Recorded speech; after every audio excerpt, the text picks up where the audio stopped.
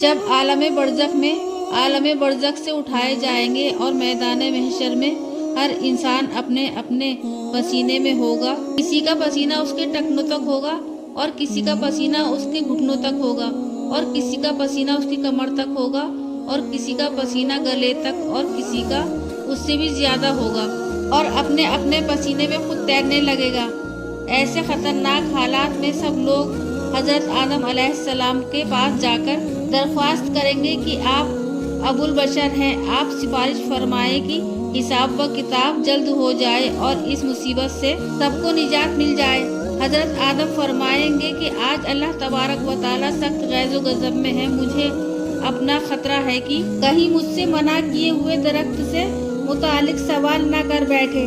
میرے بعد ایک بہت بڑے پیغمبر گزرے ہیں، حضرت نوح علیہ السلام، ان کو آدم ثانی اور نجی اللہ لقب ملا ہے، تم انہی کے پاس جاؤ۔ اب سب لوگ حضرت نوح علیہ السلام کے پاس جا کر گزارش کریں گے کہ وہ جواب دیں گے کہ جب کنعان غرق ہو رہا تھا میں نے اس کے متعلق اللہ سے سفارش کی تھی، کہیں اس کے بارے میں مجھ سے سوال نہ ہو جائے۔ میرے بعد ایک بہت بڑے پیغمبر آئے تھے، حضرت ابراہیم علیہ السلام، ان کو خلیل اللہ کا لقب ملا تھا، تم ان کے پاس جاؤ۔ چنانچہ سب لوگ حضرت ابراہیم علیہ السلام کے پاس جا کر گزارش کریں گے اور وہ جواب دیں گے کہ آج اللہ تبارک و تعالیٰ بہت غصے میں ہے، کہیں 3 جھوٹی باتوں کے متعلق سوال نہ ہو جائے۔ میں نے روحانی بیماری میں کافروں سے کہا تھا اور بتوں کو توڑنے کے بعد کہہ دیا تھا اور ظالم بادشاہ سے بچنے کے لیے سارا کو اپنی بہن کہہ دیا تھا، یہ سب ساری جھوٹ نہیں تھے بلکہ تاریخ ہی تھی، لہٰذا تم موسیٰ کے پاس جاؤ۔ سب حضرت موسیٰ کے پاس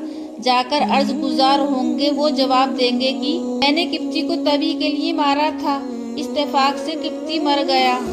کہیں ایسا نہ ہو کہ اس کے بارے میں مجھ سے کوئی سوال نہ ہو جائے۔ تم عیسیٰ بن مریم کے پاس جاؤ۔ چنانچہ سب حضرت عیسیٰ کے پاس جا کر دریافت کریں گے، وہ جواب دیں گے کہ میری قوم نے مجھ کو خدا کا بیٹا کہا تھا، ایسا نہ ہو کہ اس بارے میں مجھ سے کوئی سوال ہو جائے، لہٰذا تم نبی کریم آخر الزماں صلی اللہ تعالیٰ علیہ وسلم کے پاس جاؤ۔ اللہ تبارک و تعالیٰ نے ان کو دنیا ہی میں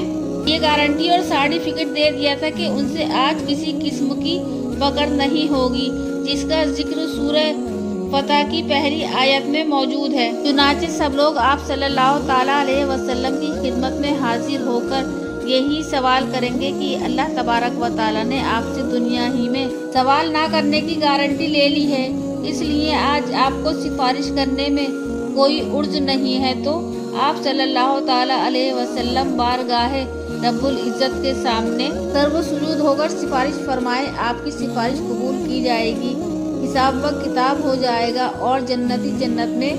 اور جہنمی جہنم میں چلے جائیں گے۔ اس کے بعد آپ صلی اللہ تعالیٰ علیہ وسلم اپنی امت میں سے جو گناہگار اپنی بدعمالی کے بنا پر جہنم میں جا چکے ہوں گے، ان کو جہنم سے نکالنے کے لیے دوبارہ سفارش کریں گے اور شفاعت فرمائیں گے، تو اللہ تبارک و تعالیٰ کی اجازت ہوگی کہ ہر جنتی اپنے اپنے عقائد و اقربا میں سے ایک خاص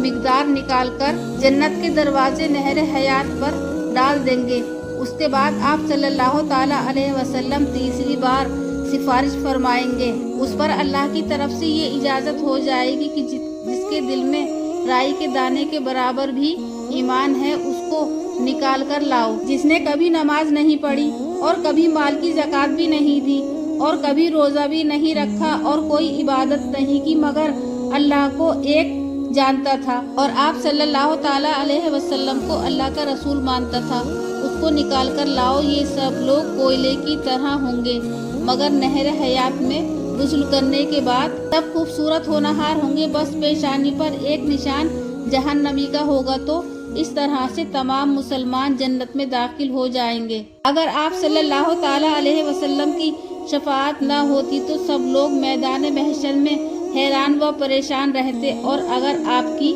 شفاعت نہ ہوتی تو ہمیشہ جہنم میں رہتے۔ آپ کا احسان ہے کہ جس سے جنت نصیب ہوگی۔ اب آپ اس تقریر پر دوبارہ لوٹ کر غور فرمائیں کہ عمل دنیا میں ہماری انسانیت اور ایمان و اعمال کا سارا مدار آپ صلی اللہ تعالیٰ علیہ وسلم کے احسانات پر ہے، اور اسی طرح عمل برزخ اور قبر میں بھی آپ ہی کا احسان ہے، ورنہ وہاں کے امیگریشن گرفتار کر لیں گے۔ اور اسی طرح عمل آخرت میں بھی اول سے آخر تک آپ ہی کے احسانات پر جہنم اور عذاب الہی سے نجات پا کر جنت میں داخل ہونے کا مدار ہے۔ تو اب آپ ہی کی ذات با کمال اگر دنیا اور دنیا کی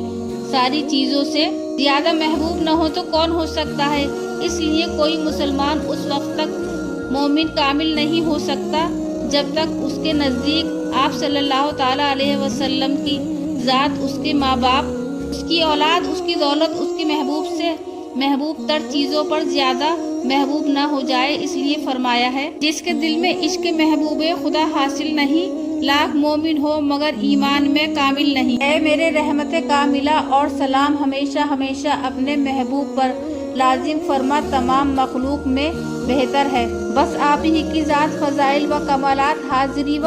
باطنی میں اعلیٰ درجے کو پہنچی ہوئی ہے، پھر تمام کائنات میں اپنا حبیب بنا لیا ہے۔ آپ کی ذات بابرکت اس سے پاک ہے کہ آپ کے حسن میں کوئی دوسرا شریک ہو، بس اس سے وہ حسن جو آپ میں پایا جاتا ہے وہ غور مقسم اور غور مشترک ہے۔ ویڈیو اگر پسند آئی ہو تو ہمیں کمنٹ باکس میں لکھ کر ضرور بتائیں۔ اللہ حافظ۔